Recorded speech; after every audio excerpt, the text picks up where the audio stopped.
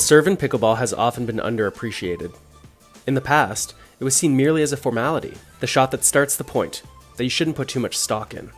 And certainly, you shouldn't take so much risk that you might hit the serve out of bounds. But as we watch advanced players, we start to see that things have changed. The serve is an opportunity to get things going in your direction, to tilt the odds in your favor. And given that you're standing still when you hit it, in the position of your choosing, to merely put the ball in the court thoughtlessly seems like a missed opportunity. Now, while hitting an unreturnable serve is a nice bonus, that's not typically the goal either. Instead, we should think of the serve as an opportunity to make it difficult for the opponent to hit the kind of return that they want. The serve is a way to challenge your opponent, and to make it more likely that you get the kind of third shot that you're looking for. So, what are some things you can do to make your serve more effective?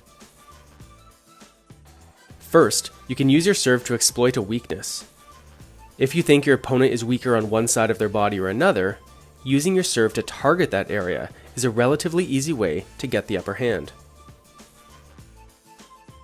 You can also control the direction of the serve so well that you move your opponent off the court, making it harder for them to be on balance when they strike the ball. Against teams that like to stack on the return, try swinging the ball out wide. This will put more pressure on them because they know that after they hit that return, they're going to have farther to run to get in position at the net. Loading up and hitting the serve hard is another great way to make it more challenging for the returner. All things being equal, a faster serve will give your opponent less time to prepare for their return than a slower one would. And by giving them less time, you make it more challenging for them to hit the ball just the way they want. Spin is another great way to improve the serve. Brushing up the back of the ball with a neutral paddle face will produce topspin. And since topspin makes the ball drop sooner than a ball hit without spin, this is a great way to give yourself more margin for error over the net, especially if you're hitting hard. Side spin can also be used on the serve.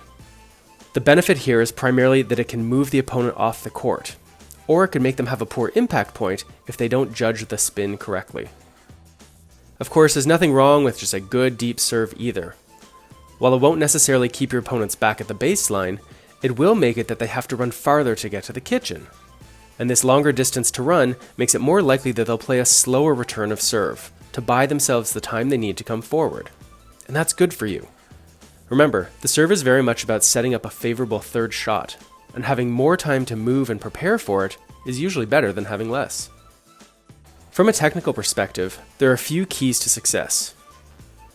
An Eastern forehand grip puts the hand behind the paddle in a solid hitting position. It also keeps the paddle face neutral, making it easier to keep the ball low or to apply topspin without the ball going too high.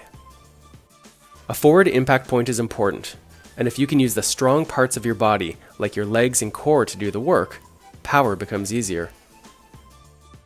Finally, a laid-back wrist and an acceleration through contact will help to really snap the ball into play. However you choose to make your serve challenging, it's important to consider it as an offensive opportunity. Again, not necessarily to win the point outright, but to make it harder for your opponents to do what they want with the return, and make it more likely that you get the kind of third shot you're looking for.